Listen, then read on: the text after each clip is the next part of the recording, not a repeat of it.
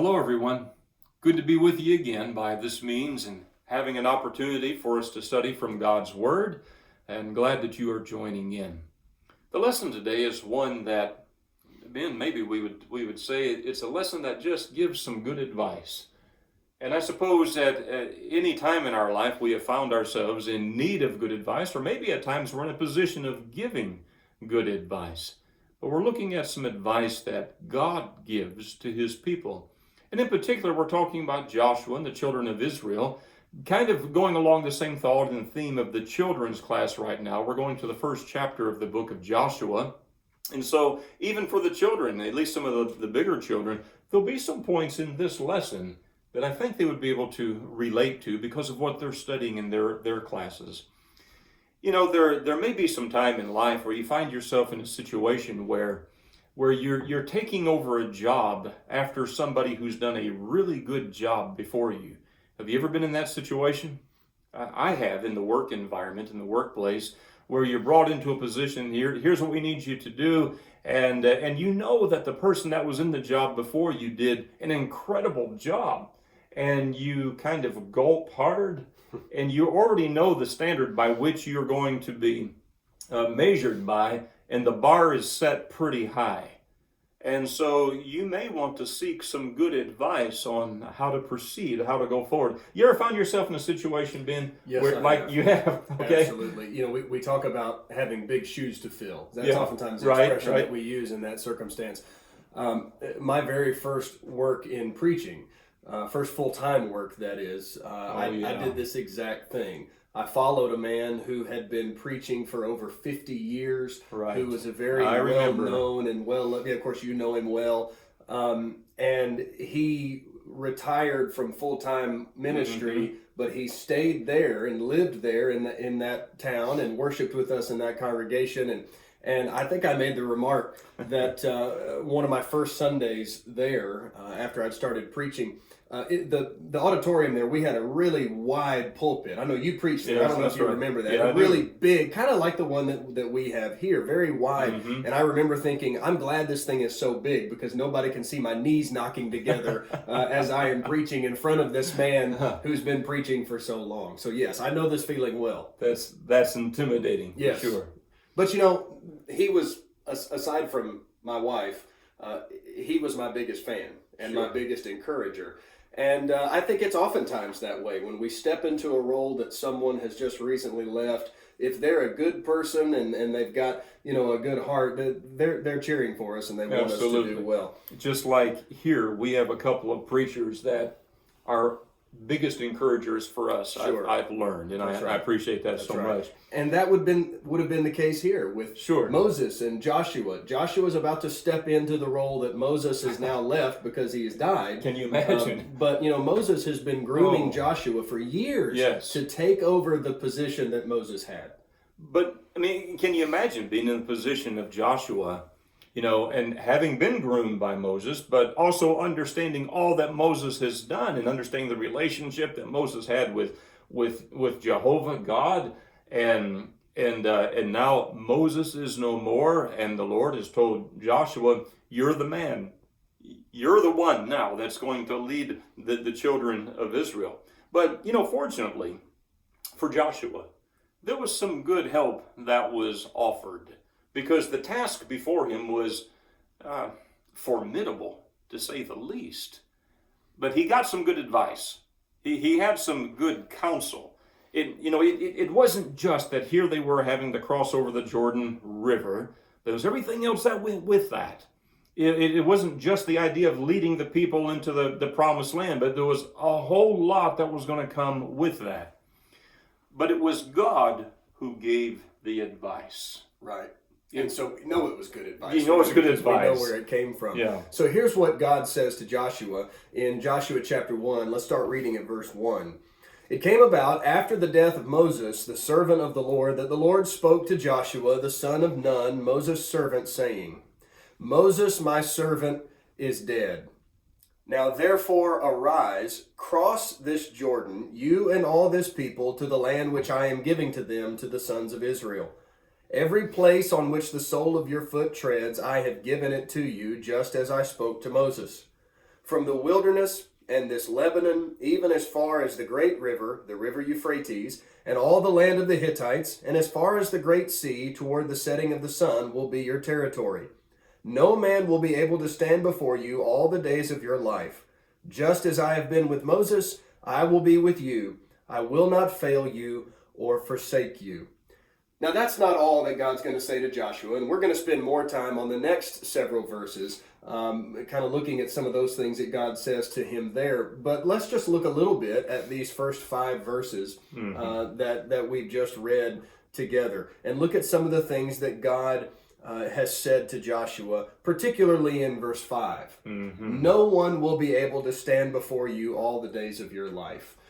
Joshua is not only taking over the leadership of the nation in Moses' place as far as maybe somewhat of a spiritual guide, somebody who is to be a judge and a settler of disputes as Moses was, but Joshua's, we typically think his largest role is military leader. He's going to be their military leader as they go in and they fight their battles. And to that, God says, no one is going to stand against you.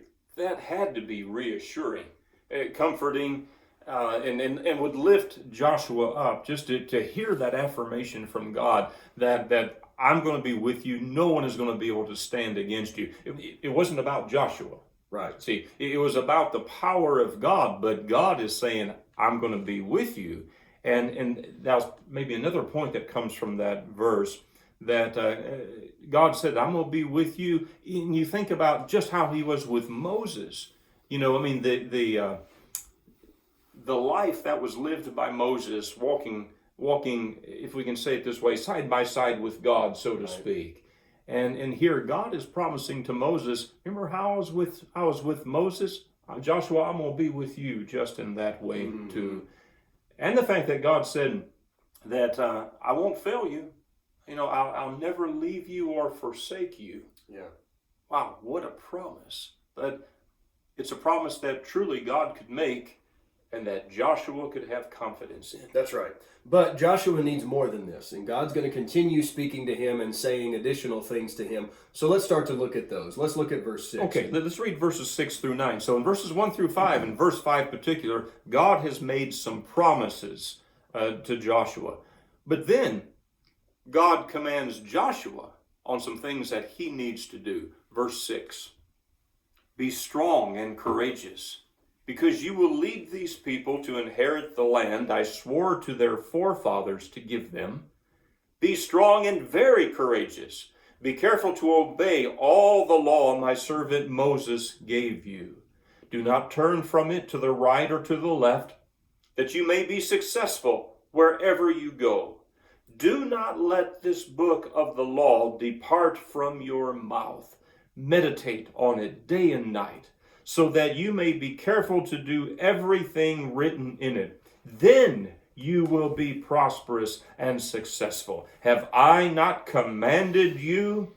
Be strong and courageous. Do not be terrified. Do not be discouraged, for the Lord your God will be with you wherever you go. Wow. What would it have been like to have heard these words from God? And notice 3 times in that short section, God says, be strong, be courageous.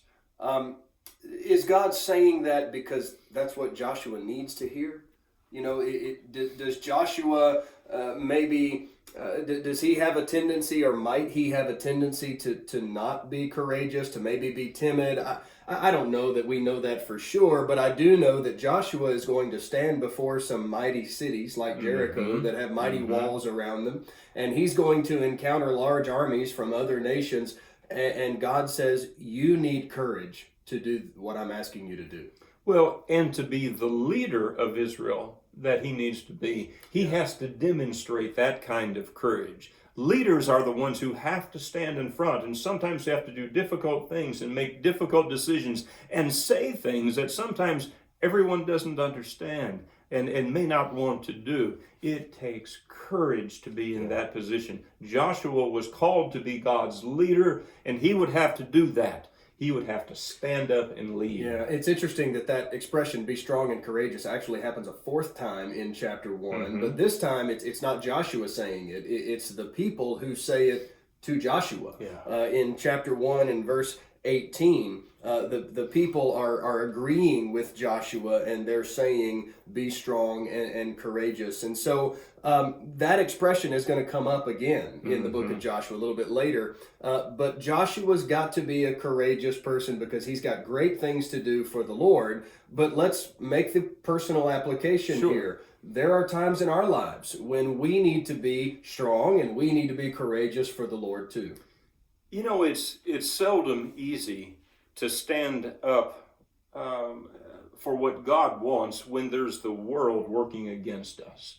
And we've all found ourselves in situations from one time or another where it was hard to do what's right. Sometimes not because we don't know what is right, but just because of the circumstances we are facing. And we have to be strong and courageous. And when we are weak and when we are scared is when we have to remember the most that God will be with those who are his people and who choose to serve him. Yeah. So one of the ways I think we show that we are strong and courageous is by doing what God said to Joshua in verse 7, where he said, be strong, very courageous, be careful to do according to all the law which Moses my servant commanded you. Do not turn from it to the right or to the left. Be careful to obey the law that Moses gave, or that I gave to Moses. You know, it takes strength and courage to do that, to know that law, but to do it and to live that law out. And God says to Joshua, you're not just leading the people militarily. You're going to be leading them spiritually too. Absolutely. And you need to know this law and you need to obey this law because you're an example to the people. They're looking to you. And if you don't obey it, they're not going to either. We can think about what God is saying to Joshua in the way of a command. Here's what he is commanding Joshua to do. We can also think of it even from the standpoint of, this is good advice. Sure. God is giving advice to Joshua, you know, here's what you need to do. And again, keeping in mind that Joshua is going to be an example for many to see and many to follow. We need to listen to application again, that we need to listen to and take the advice that God gave to Joshua, to be strong and courageous, to be careful to obey the law. You think about now how many times Joshua has heard that. I mean, how many times did Moses say on behalf of God, or repeating what God said, to obey the law, to do all of it? You'll be my people if you obey my commands, my statutes. And yet here it is, it's coming again to Joshua, and Joshua's going to be repeating these points, you know, to the children of Israel. You know, Scripture has plenty of examples of those who obeyed what God said and those who did not obey what God said. And you think about some of those, and they become examples that are helpful for our learning. And some notable people as well that did not do what they should do. King Saul. I mean, God chose King Saul because he was a man who listened to God. He was a man who had a humble heart. Yeah, Saul. Remember, Saul had a humble heart. He started off good. But then he got way off. And Solomon, the son of David, who had such a good start, but in the end had been swayed by his many wives to listen to or to follow the foreign gods. You know, the point just being that if we back up and we listen to the advice that God gave Joshua, you know, there's some points here that we can take to heart too. Sure. I'm reminded of Proverbs chapter 3, beginning at verse 5. And, you know, while I give time for folks to turn there, this is one of those coffee cup verses, right. You know, you so often see printed on a coffee mug or something, or maybe on a, you know, something we give to graduates, you know, in the spring. But it's such a passage that's well known, but we don't need to miss the point of it because it's familiar to us. Proverbs 3 and verse 5, trust in the Lord with all your heart and do not lean on your own understanding. In all your ways acknowledge him and he will make your path straight. Do not be wise in your own eyes. Fear the Lord and turn away from evil. That contrast between what we think is good and right, and then what God thinks is good and right. And God is saying to Joshua here, you be careful to obey the law of what I think is right. You be careful to do my words and my commands. It will always be right and to our benefit if we listen to what God says and we obey it. Always. That's right. It will always Without be fail. to our benefit. Yeah. Here's something that Moses penned. Deuteronomy chapter 6, verse 24. The Lord commanded us to obey all these decrees and to fear the Lord our God, so that we might always prosper and be kept alive, as is the case today. And if we are careful to obey all this law before the Lord our God, as he has commanded us, that will be our righteousness. For us to be considered the people of God and a people of righteousness, we have to obey all that he said. And so Moses was giving this advice before from what the Lord said. Now the Lord is saying these things to Joshua. In time, Joshua is going to be saying some of these same things to the children of Israel. Yeah. So back in Joshua chapter 1, now we're going to look at verse 8 and see what God says to Joshua there. He says, this book of the law shall not depart from your mouth. I like that expression, and I think that there are some points that we can make from that. That may sound kind of strange. We don't talk like that. Don't let this depart from your mouth. But when we are speaking, we need to be thinking, what is it that we're speaking? What are we saying? What is on our lips? What's coming out of our mouths? We need to be careful about the things that we say. And so I think one application that we can make is we need to make sure that we're speaking godly things and speaking wholesome speech and that kind of a thing. But I'd like to make another point about this. And that is that if just sticking with this idea of not letting God's words leave our mouth or depart from our mouth, when we are talking about Scripture, when we're talking about spiritual things, when our words and our conversations are spiritually based, what an encouragement that is to help us be strong and courageous. Sure. Don't we find it so much easier to control our speech when we're around God's people, when we're in a Bible class and we're in a worship period, or we're in the foyer of the church building visiting with God's people after a worship period, when we're talking with spiritually minded people about spiritually minded things, isn't it easier for us to be courageous, to be strong in that setting? And I wonder if maybe that's not something God has in mind here when he says this to Joshua. Oh, I think you've really hit the point right here. To be the people of God, we have to know God. We have to know his will and his mind, and we can. If we will meditate on it. When he says, do not let the book of the law depart from your mouth, you're right, that sounds a little strange to us, but I think the idea is that, what else would be coming from our mouth? We have meditated on this word so much that when we speak, we speak things of God. And have you known a brother or sister at some point in time where whenever you talk to them about things, spiritual things, even not spiritual things, spiritual points come up? Right. Because that's what's on their mind. That's what they're thinking about. Exactly. Because they've been reading this. Well, let me tell you about something I read just today. That's what's in their mind. That's what's in their heart. Maybe that's part of what God is saying to Joshua right here. Yeah, and connect this idea to, you just read from Deuteronomy 6. You read from verses 24 and 25. Yes. But remember early in Deuteronomy 6, the kids know this because it's their memory verse right now.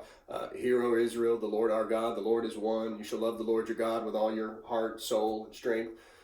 And then right after that, you remember Moses said to the parents, that's right, you need to be talking about the words of this law when you rise up, when you lie down, when you're walking by the way, in other words, all day, when you're going about the tasks of life, you need to be teaching these things to your children. Well, are we talking about the same thing here? Not letting God's words depart from our mouth? Isn't that kind of a specific application of how to do that there in Deuteronomy 6? Yes, I think so. I mean, the application here becomes so powerful and so strong for adults and for our children as well, and what we need to be doing with our children. You know, I've seen parents sometimes struggle, and I know you have too, when children are getting older, they're growing up, or maybe they've moved away, and they've shown little interest in spiritual things.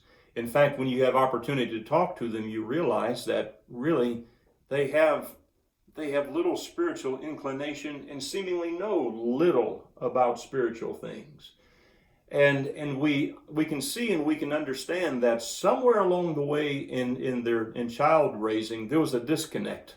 There was not teaching that needed to be done. It didn't happen. Well, here God is saying to his children who have children and grandchildren, here's how I want you to live. Here's how I will bless you. Here's what you need to do. Meditate on my words, so that's what comes out of your mouth. It becomes so well known to you. So it was about this generation, but it was about the generation to come and the generation after that too. And I don't want to get too far ahead of the story, but after Joshua, you remember what happens? Yeah, Judges chapter 2 and verse 10. A generation comes along that did not know God. What happened? I mean, here it would seem at this point that the faith of the people is kind of at the top. Yeah, is pretty strong, but they were close to God at this point. Look, this has application to us as well. We want to be strong. We want to be the people of God. Here's what we need to do. Sure. Here's the people we need to be. So the same things that God said to Joshua are also applicable to us today. Yes. So God says in verse 8, the book of the law shall not depart from your mouth, but there's a contrast that's set forth here. Don't let the law depart from your mouth, but here's what you should do. You shall meditate on it day and night. Meditate on this day and night. I think we may be a little bit scared of that word meditate. We hear that word and we think about like some Tibetan monk out in the mountains somewhere, with a shaved head, and he hasn't eaten anything for like 6 months, and that's not what the Bible means when it uses the word meditate. We need to think more of the idea of chew on it, dwell on it.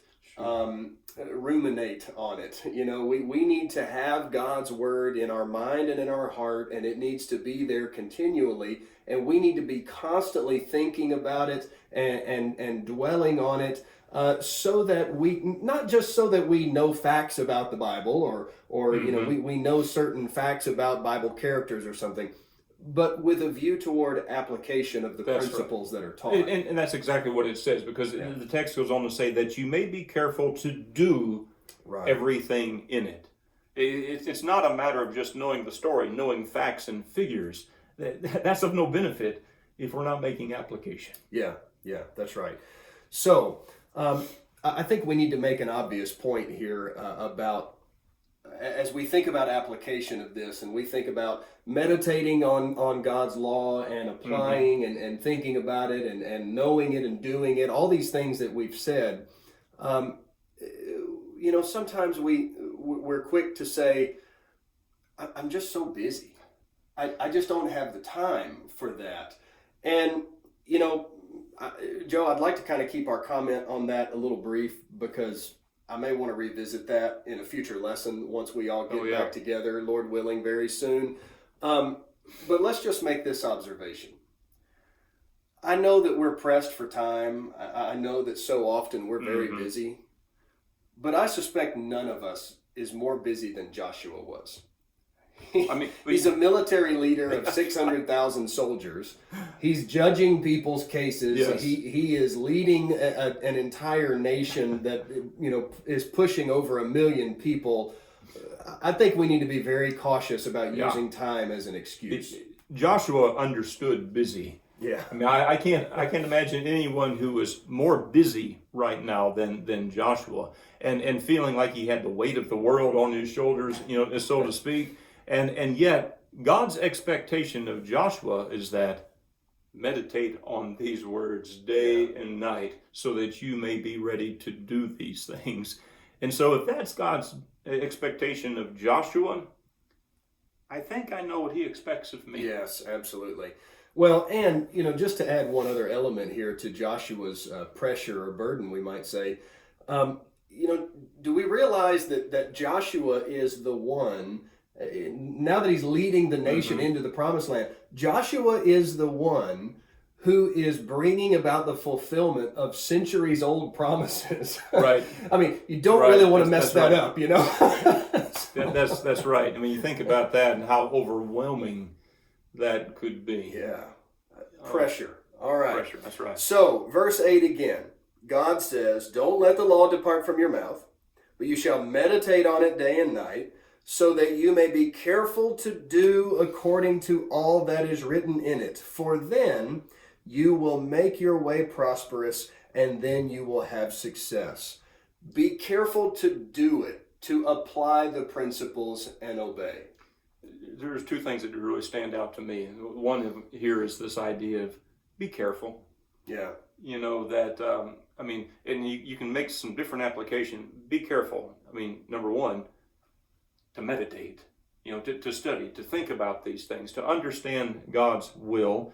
The Apostle Paul used a phrase in 2 Timothy chapter 2 about the idea of studying to show yourself approved, rightly dividing the word of truth. Right. It helps us to see and understand that, we do have to stop and think and make sure that we are using and applying the word correctly. Be careful in these things, as opposed to being careless. Absolutely, in these things, absolutely, right? and being flippant about our right. ideas we want to study. Be full of care and concern about these things. Absolutely, and then the point of do it. Yeah.